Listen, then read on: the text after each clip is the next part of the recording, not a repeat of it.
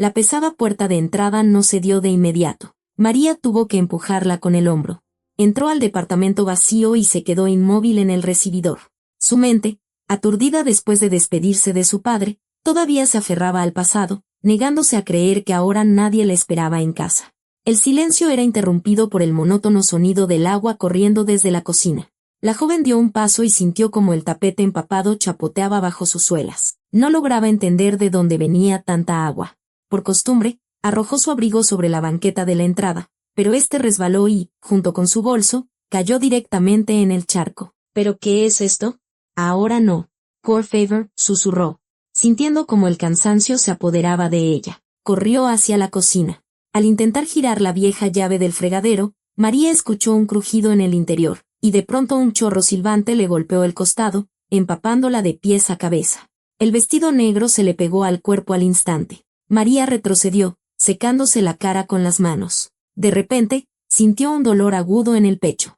Su padre ya no estaba. ¿A quién llamar para quejarse de la avería? ¿Quién le diría ahora que todo tenía solución?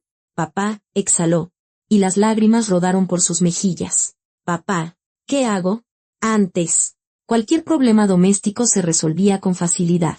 Era como si su padre hubiera construido un muro invisible a su alrededor, protegiéndola de este mundo enorme, complicado y peligroso. Ahora, ese muro se había derrumbado. Con manos temblorosas, María encontró en la agenda el número de los servicios de emergencia. Resultó que la oficina de la Comisión de Aguas estaba en su mismo edificio, por lo que el plomero llegó casi de inmediato. Un hombre corpulento, con una gastada chamarra de trabajo, entró pisando fuerte con sus botas hasta el cuarto de lavado y cerró la llave de paso con un solo movimiento. Observó la inundación y frunció el ceño con disgusto. Pues, ¿por qué se tardó tanto, señorita? Masculló sin mirarla, mientras sacaba herramientas de su maletín. Tenía que cerrar la llave de inmediato. No esperar el apocalipsis. Revisó el grifo y señaló una conexión oxidada. Mire, la rosca está completamente desgastada. Hay que darle mantenimiento a las tuberías. María se mantenía a un lado, abrazándose a sí misma, y solo parpadeaba con aire de culpabilidad. No quería discutir.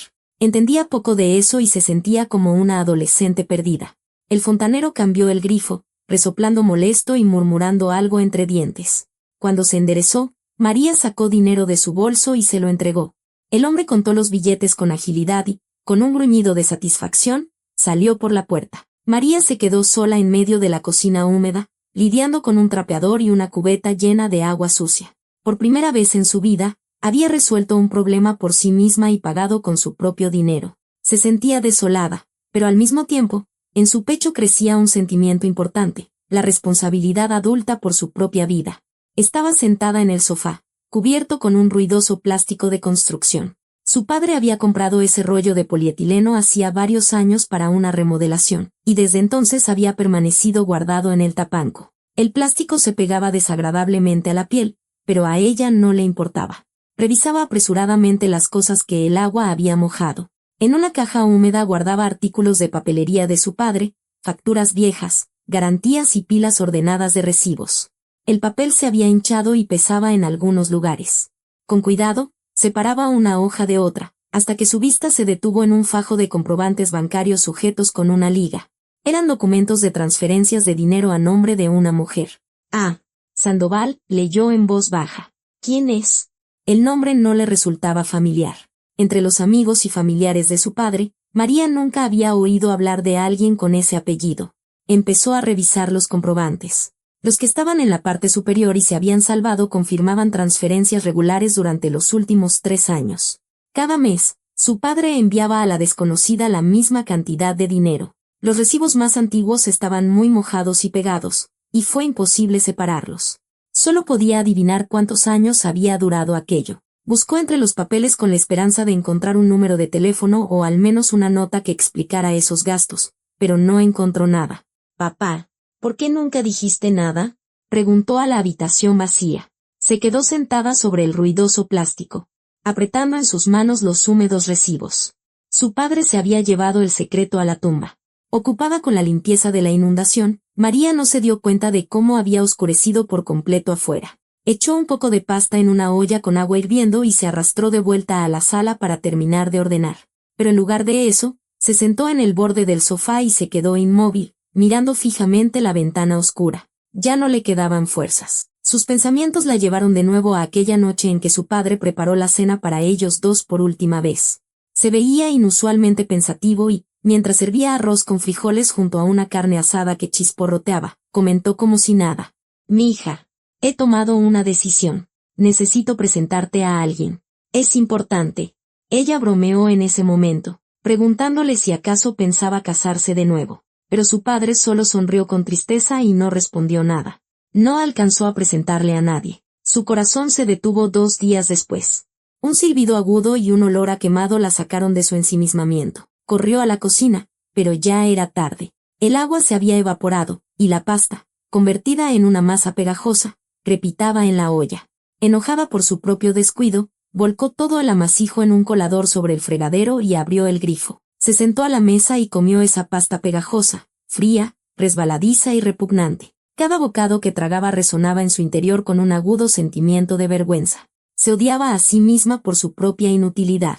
Al día siguiente, en la oficina, la realidad se desdibujó por completo ante sus ojos. María estaba sentada frente a la computadora, mirando la pantalla sin ver nada. Mateo, su colega que trabajaba en el escritorio de al lado, apartó la vista de sus análisis y se acercó a ella. «María, ¿estás bien?», preguntó en voz baja, y en su tono se percibía una genuina preocupación. Ella se sobresaltó involuntariamente y levantó una mirada cansada hacia él. «Creo que sí», respondió, tratando de que su voz sonara firme, pero salió apenas como un susurro. Mateo no se fue de inmediato. Se quedó un momento más, observando atentamente su rostro pálido, y luego añadió: «Si necesitas algo, solo dímelo. En serio, no muerdo. Te lo juro». María asintió apenas. En ese momento, se dio cuenta de que su presencia no le resultaba molesta en absoluto, al contrario, aportaba una gota de calma a su mundo caótico. Pasaron las semanas. María estaba de pie en el pasillo, apretando contra su pecho una pila de informes. De repente, un zumbido agudo y creciente llenó sus oídos, y la luz de las lámparas se volvió insoportablemente brillante. No tuvo tiempo de entender lo que estaba sucediendo. El suelo simplemente desapareció bajo sus pies, convirtiéndose en un abismo sin fondo. María se desplomó de rodillas y luego cayó lentamente de lado, soltando los papeles. Despertó en la sala de descanso, recostada en un pequeño sofá. Tenía una compresa fría en la frente y a su lado, 2 empleadas de contabilidad se movían nerviosamente. En cuanto abrió los ojos, una de ellas se inclinó sobre ella y empezó a hablar sin parar. «¡Ay, María! ¡Qué susto nos metiste! Ya hasta andábamos pensando si no estarías embarazada». La otra la secundó de inmediato. «Sí, sí, la carita pálida y esa debilidad. Todos los síntomas». María sintió como una amarga y pesada ira hervía en su interior. «No es gracioso», cortó con una voz ronca y quebrada. «No tengo a nadie en absoluto». Se incorporó con dificultad, apartando una mano que le ofrecía un frasco de sales aromáticas y, tambaleándose, se fue sin responder a más preguntas. Pero la broma se le quedó grabada en la cabeza como una espina, obligándola a pensar una y otra vez en lo sola que estaba ahora en el mundo. Su jefe la dejó ir a casa más temprano. En casa, apenas se levantó del sofá para ir a la cocina, el mundo volvió a tambalearse. El techo y las paredes cambiaron de lugar, y se desplomó sobre la alfombra sin siquiera poder meter las manos. El golpe fue en el codo. Un dolor agudo y punzante la devolvió a la realidad por un instante, pero las manchas oscuras seguían flotando ante sus ojos. A la mañana siguiente, pasó un largo rato en el baño, observando el enorme moretón morado que había florecido en su brazo. El tercer desmayo la sorprendió en la farmacia. Estaba en la caja con un frasco de vitaminas cuando sintió que las piernas se le convertían en algodón y un zumbido insoportable y taladrante crecía en sus oídos. La fila se apartó asustada. Alguien logró sujetarla por los codos, evitando que se golpeara contra el piso de azulejo. Alguien más llamó a gritos al farmacéutico, pero María escuchaba las voces como si estuviera bajo el agua. Cuando recuperó la conciencia en una silla junto a la entrada, una mujer mayor que estaba a su lado le tocó el hombro con compasión y le dijo en voz baja: «Hija, no lo dejes pasar. Ve al doctor. Mi compadre así se consumió por el cáncer». María se estremeció como si la hubieran golpeado y salió rápidamente a la calle. Las palabras de la desconocida habían dado en el blanco. Ahora estaba casi segura, era cáncer. esa misma marca familiar que una vez se había llevado a su madre. Los días siguientes se convirtieron en un carrusel interminable por los pasillos de la clínica.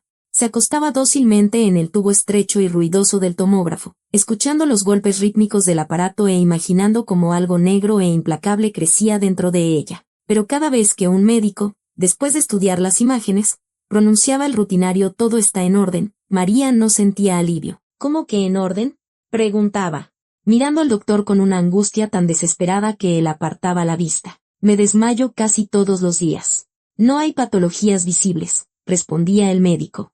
«Hay que seguir observando. Podría ser estrés prolongado por su pérdida, un desajuste hormonal o una anemia oculta. Continúe con los estudios. Hágase más análisis». María salía de los consultorios.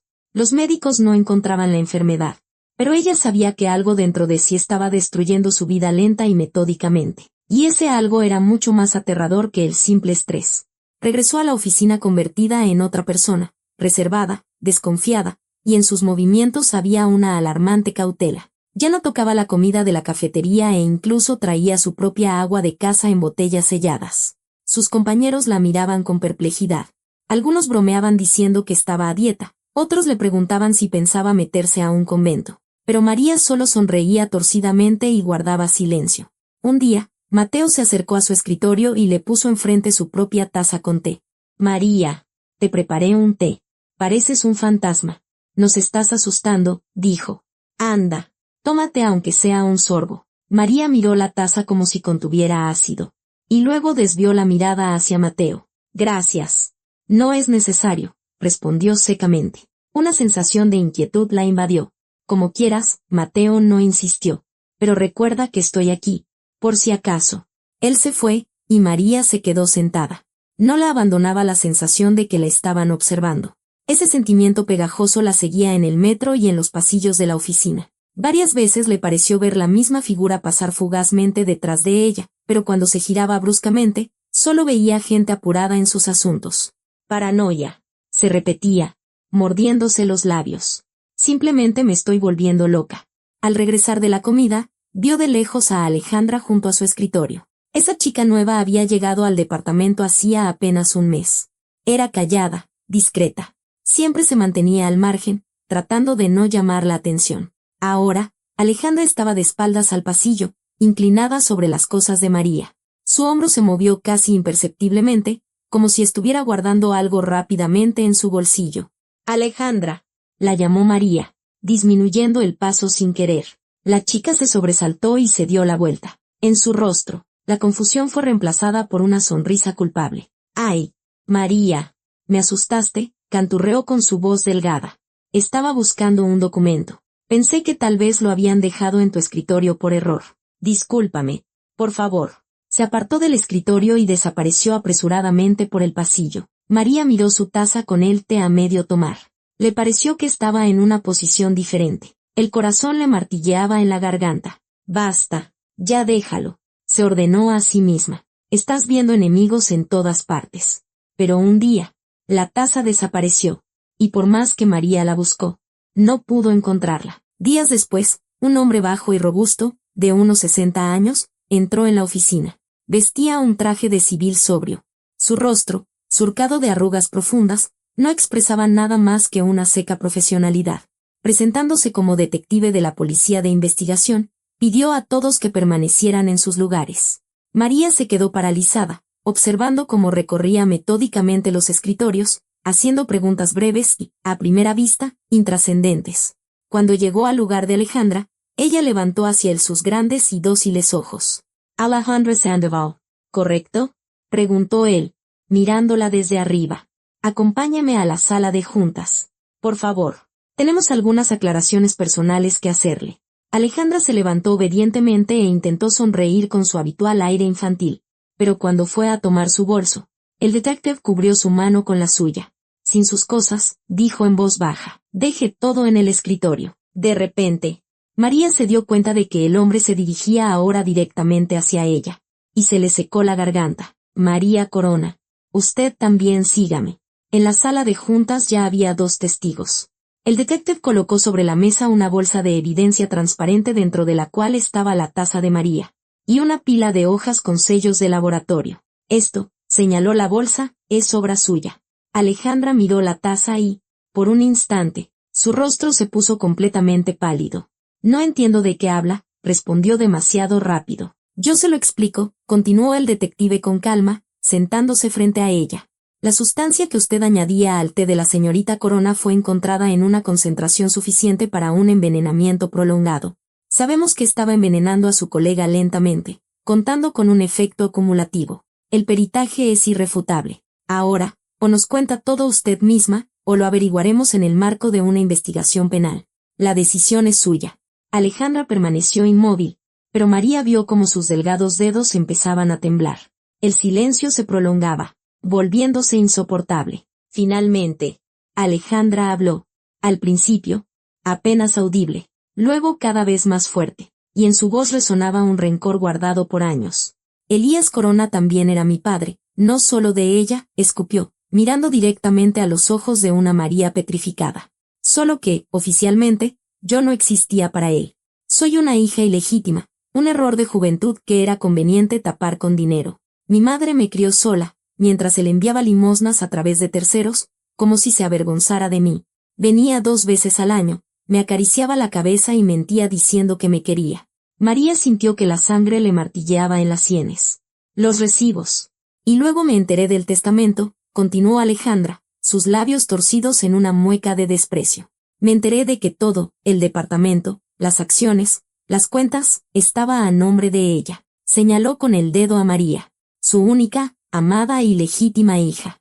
Conseguí este trabajo a propósito. Pensé que si ella moría, todo pasaría a mí. Yo también soy heredera, también soy Corona de sangre, aunque en mi acta diga Sandoval.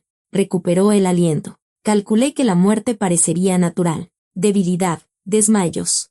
Y luego, todo terminaría, y nadie sospecharía. Cuando cayó, el silencio en la sala era tal que se podía oír el zumbido de las lámparas. El detective asintió a los testigos. Señorita Sandoval, queda usted detenida como sospechosa de intento de homicidio. Acompáñenos. Cuando se llevaron a Alejandra, María se quedó sentada, inmóvil, mirando a un punto fijo en la superficie pulida de la mesa. El detective le decía algo sobre procedimientos, sobre que la llamarían a la delegación para dar su testimonio y firmar declaraciones. Pero las palabras pasaban de largo, sin registrarse en su conciencia. En su cabeza, una sola idea la golpeaba sin cesar. Toda su vida, tan cómoda y protegida, estaba construida sobre una mentira. Tenía una hermana que la odiaba con cada célula de su ser. Su padre, su único ídolo, que la llamaba su niña y la protegía de la más mínima corriente de aire, le había ocultado durante años otra familia. Había escondido la verdad sobre sí mismo, sobre una segunda hija que todo ese tiempo había crecido a su sombra. El detective se despidió y salió. María no se movió. 1 minuto después, la puerta se abrió de nuevo y Mateo entró en la sala. María, ¿cómo estás?, la llamó en voz baja, sentándose frente a ella. ¿Puedes respirar? Ella levantó lentamente hacia él una mirada vacía, como si lo viera por primera vez. Escúchame, dijo Mateo con suavidad, tratando de encontrar su mirada. Ya todo pasó. Ahora estás a salvo. María, en un susurro, apenas moviendo los labios, preguntó, ¿cómo supieron que Sandoval me estaba envenenando? Mateo, yo pensé que eras tú. Mateo la miró sorprendido y comenzó a explicar. Mira, hace un par de días, regresaba de comer a la oficina y de repente veo que Sandoval está junto a tu escritorio, haciendo algo raro con tu taza.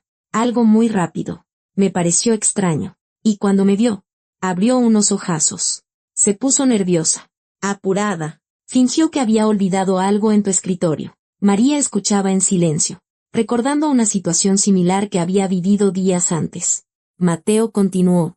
Mi padre es detective, con mucha experiencia. Me llevé tu taza a mi casa. Por eso la estuviste buscando. Perdóname por no confesarte antes que fui yo quien se la robó.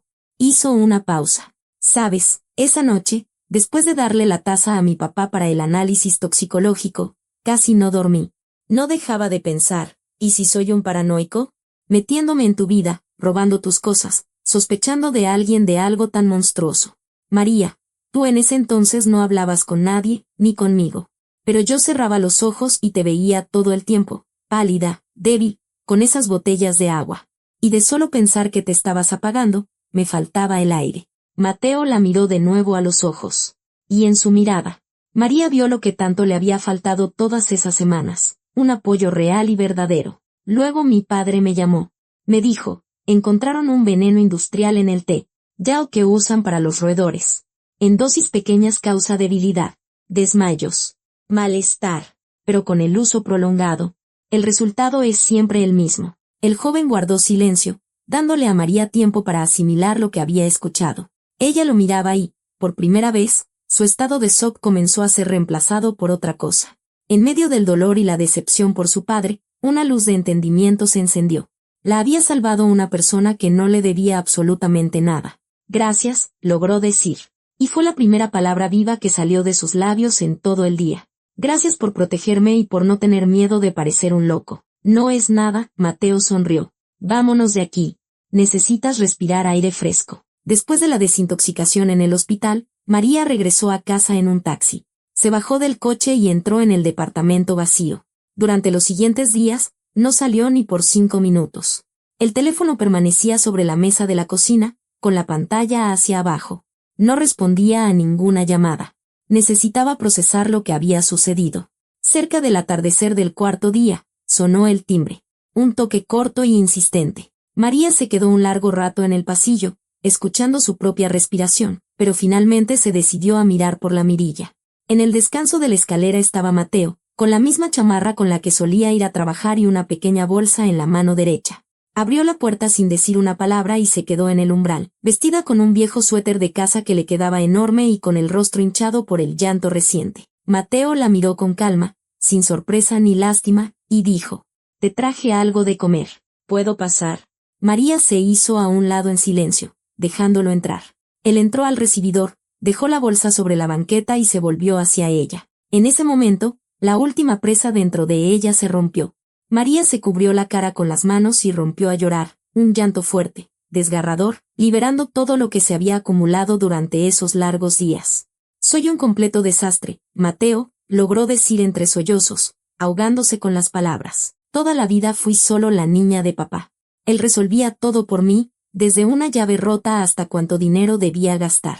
Y ahora estoy sola frente a este mundo, con sus problemas, y me estoy hundiendo. He tratado de entender todo esto. Miro estos papeles y solo veo un montón de números sin sentido. No sé cómo pagar las cuentas, cómo manejar los asuntos, cómo simplemente vivir sola. No sé hacer nada.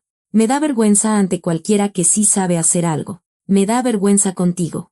Habló y habló, enumerando sus fracasos, el grifo roto, el miedo ante un simple plomero, los desmayos frente a toda la oficina. «Solo ahora lo entiendo, Mateo». Levantó hacia él sus ojos llenos de dolor. «Mi padre quería presentarme a alguien antes de morir. Estaba preparando su confesión. Quería presentarme a Alejandra, quería arreglar las cosas, reconciliarnos, quería hacer lo correcto, pero no tuvo tiempo. Y ahora vivo en este departamento con su dinero, sabiendo que por eso casi me quitan la vida. No puedo con esta verdad, ¿entiendes?» Mateo permaneció frente a ella, sin moverse, escuchando. Cuando ella finalmente cayó, sin aliento por los sollozos, él se acercó y dijo, en voz baja pero de tal forma que cada palabra le llegara, «No me importa cuántas veces te hayas equivocado tratando de entender todo esto. Te amo. No por tus habilidades de supervivencia, María. Me enamoré de ti por quien eres en realidad.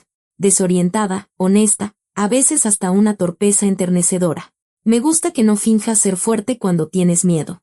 Me gusta que llores cuando te duele, en lugar de actuar como si nada hubiera pasado. Quiero estar al lado de esa persona, de la verdadera tú». María lo miró desde abajo. Sus labios temblaban.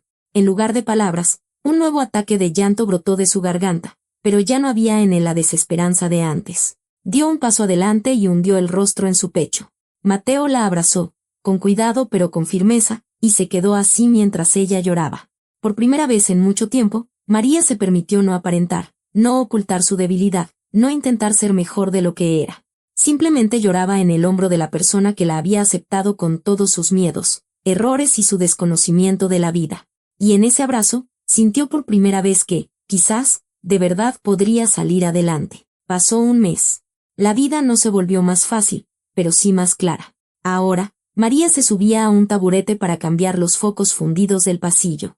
Entendía los recibos de los servicios públicos. Se sentaba en la mesa de la cocina con una calculadora, comparaba las lecturas de los medidores e incluso un par de veces notó que la compañía de luz le había cobrado de más, tras lo cual les escribió un correo formal y consiguió un ajuste. Revisó los archivos de su padre. La imagen del papá ideal, del protector, fue reemplazada por la de un hombre real, complejo y, a veces, equivocado. Mateo estaba a su lado, de forma discreta, sin sermonear. A veces llegaba con 2 bolsas grandes de la tlapalería y pintaban juntos las paredes del recibidor. En ese apoyo silencioso había más amor que en cualquier palabra grandilocuente. María estaba de pie en medio de la sala, entre cajas con las cosas de Mateo, que él acababa de traer de su pequeño departamento de soltero. Lo observaba mientras él colocaba con cuidado en un estante su taza favorita, la que decía, el mejor analista. ¿En serio la trajiste?, preguntó ella. Pensé que la tirarías al mudarte. Mateo se giró, la miró y respondió, la dejaré, que esté junto a la tuya, para que hagan pareja. María sintió una cálida ola extenderse por su interior, no por las palabras, sino por la naturalidad con la que dijo, pareja.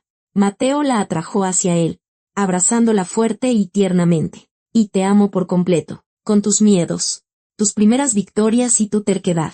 María asintió, sintiendo que las lágrimas asomaban. Te amo, dijo, pero no por haberme salvado, sino porque no intentas cambiarme, porque estás a mi lado, incluso cuando estoy enojada conmigo misma. Estaban de pie en la habitación llena de cajas. Y de repente María lo comprendió con total claridad, esta era su nueva vida. No era perfecta ni estaba libre de nubes. Aún quedaban cicatrices del pasado, pero ahora era su propia vida, honesta y real. Entonces, ¿ahora estamos juntos?, preguntó, mirándolo a los ojos. Ya estoy aquí. María, sonrió él, y no me voy a ir a ninguna parte.